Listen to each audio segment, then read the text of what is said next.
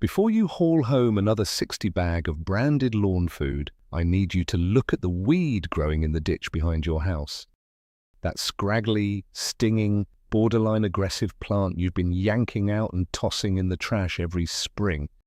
It's not a nuisance. It's a complete, nitrogen-packed, naturally fermented fertilizer that has been feeding crops and gardens for literally 2,000 years, and the 18 billion lawn care industry has spent decades making sure you never figured that out. Because the moment you do, you stop buying their products. Today on Health Quest, we're pulling back the curtain on stinging nettle, scientifically known as Urtica dioica, and showing you exactly how to turn a free, invasive weed into the most powerful lawn tonic you've never paid for. No chemistry degree required, no subscription program, no color-coded seasonal bag, just a plant, a bucket, and knowledge the industry quietly buried. Let's start with the history, because this isn't fringe herbalism or backyard folklore. This is documented agricultural science going back more than 2,000 years. Roman writers, including Pliny the Elder, wrote extensively about the properties of stinging nettle, and Roman agricultural texts described the plant's value not just as food and medicine, but as a soil amendment used by working farmers. Through the medieval period and into the early modern era, European farmers continued fermenting nettle into liquid plant feed, applying it to vegetable gardens and field crops long before the concept of synthetic fertilizer even existed. This wasn't superstition, it was empirical knowledge passed from generation to generation because it worked visibly and reliably.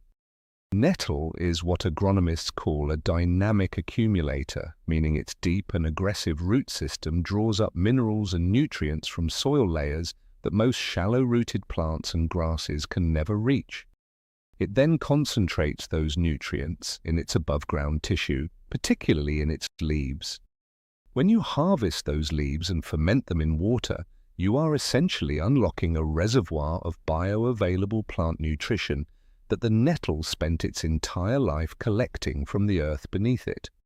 Documented nutrients in fermented nettle tea include high concentrations of nitrogen, along with meaningful levels of potassium, calcium, magnesium, iron, silica, and a range of trace minerals.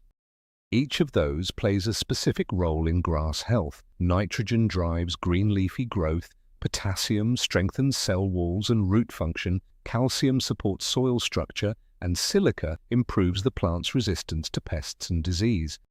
What you're looking at in that fermented liquid is not a simple nitrogen hit. It's a complete, naturally balanced soil amendment. Here's why nitrogen matters so specifically to your lawn, and why the industry has built an empire around it. Nitrogen is the single most limiting macronutrient for grass growth in most soils. It's what drives the dense, deep green color people associate with a healthy lawn, and it's what gets depleted fastest through mowing, rainfall, and regular soil activity. Every major synthetic lawn fertilizer on the market is built around a nitrogen number. You see it on the bag as the first of 3 numbers in an NPK ratio.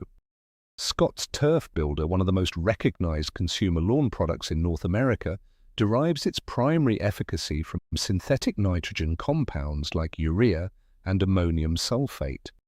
These are produced industrially through the Haber-Bosch process, which requires enormous amounts of natural gas to synthesize atmospheric nitrogen into a usable compound.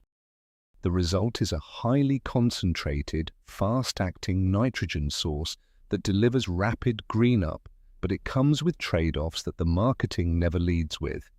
Synthetic nitrogen fertilizers carry a real risk of burning lawns if over-applied, because the salt-based compounds draw moisture out of grass root cells.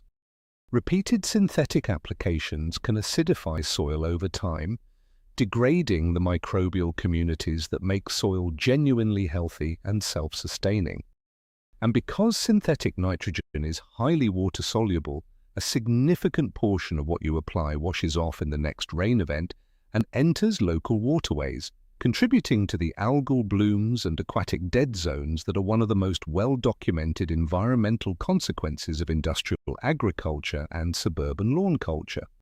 Fermented nettle tea delivers its nitrogen bound to organic compounds that soil microorganisms process gradually and locally. The nutrient release is slower and steadier, which means your lawn feeds continuously over weeks, rather than spiking and crashing the way synthetics do. That steady feeding is precisely why organically maintained lawns tend to develop deeper root systems over time, better drought resistance, and a more resilient structure overall. Now let's be direct about who doesn't want you to know this, and why. Scott's Miracle-Gro, and the dominant player in consumer lawn and garden care, generates approximately $3.5 billion in annual revenue. When you include the full lawn care services sector, professional landscaping inputs, and consumer garden products, the broader industry in the United States is valued at over $18 billion annually.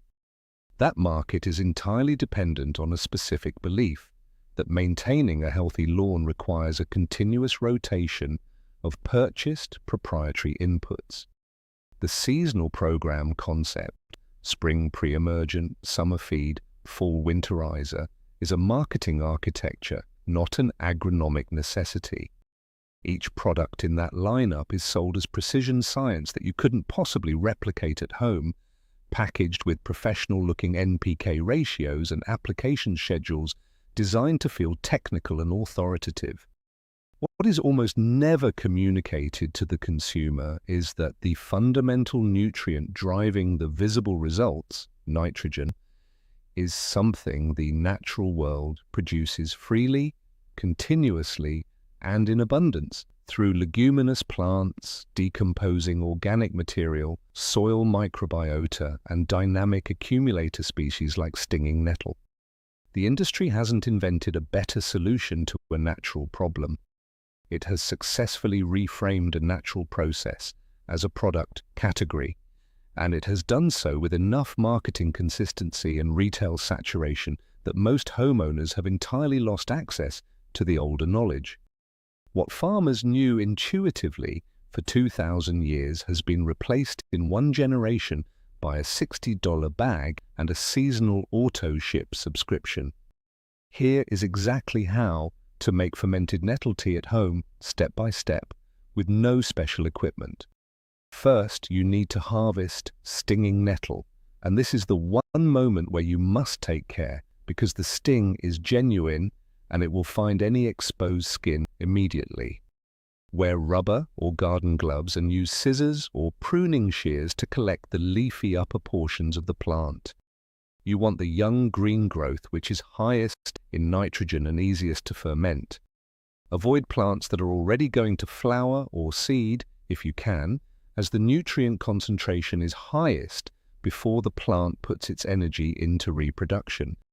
You don't need a large quantity, roughly 1 kilogram of fresh nettles, or about 2 to 3 large handfuls, is enough to produce a working batch in a standard 5-gallon bucket. Place your harvested nettle loosely into the bucket. Do not pack it tightly. Top up with water. Rainwater is the ideal choice because it contains no chlorine, but if you're using municipal tap water, let it sit uncovered for at least 24 hours first to allow the chlorine to dissipate, as chlorine can inhibit the microbial fermentation you're trying to encourage. Place a loose lid, a piece of breathable mesh, or even an old kitchen cloth secured with a rubber band over the top of the bucket. This keeps debris and insects out while allowing the airflow that aerobic fermentation requires. Set your bucket somewhere warm. A sunny corner of the garden, a greenhouse shelf, or even a warm garage works well. The warmer the ambient temperature, the faster fermentation proceeds. Stir the mixture once daily if possible. Within 2 to 4 days, you will notice the water beginning to darken and a distinct pungent odor developing. That smell is not a sign that something has gone wrong. It is the smell of fermentation working correctly, of microbial activity breaking down the the plant tissue and releasing its stored compounds into the water. Some people describe it charitably as earthy. Others describe it less charitably. Either way, it means the process is on track. Allow the fermentation to continue for a full 2 to 3 weeks in warm weather. In cooler temperatures, you may need up to 4 weeks. You'll know it's done when the bubbling activity stops, the plant material has largely broken down into a dark slurry at the bottom, and the liquid above is a deep brown. At this point, strain out the solid material. The remaining plant matter can go directly into a compost pile, and your nettle concentrate is ready. To apply it to your lawn, dilute at a ratio of 1 part, concentrate to 10 parts water. This dilution step is not optional. Undiluted nettle tea is high enough in soluble nitrogen that direct application can actually scorch grass, which would be a frustrating and ironic outcome. Apply the diluted solution with a watering can or garden sprayer during the early morning or early evening hours, when the sun is low and leaf scorch risk is minimal. Repeat every 2 to 3 weeks through your active growing season. What you will observe over the first 2 to 3 applications is a genuine and visible change in your lawn, a deepening of the green that isn't the chemical brightness of a synthetic nitrogen surge, but something more sustained, accompanied over time by improved soil texture and grass density as the microbial community in your soil responds to consistent organic feeding. This isn't anecdote. It's basic plant nutrition functioning the way it was always designed to function before a multi-billion-dollar industry decided that nature needed to be replaced by a product line. Here at HealthQuest, we come back to this truth again and again. The most effective wellness tools, whether for your body or for the living systems around you, are almost always the oldest and least profitable ones. Stinging nettle fed Roman farms. It fed medieval European gardens. It can feed your lawn this season for the cost of a pair of gloves and 20 minutes of your time. The $18 billion industry will keep running ads. The bags will keep showing up at eye level in every garden center. But now you know what's growing in the ditch, and you know exactly what to do with it.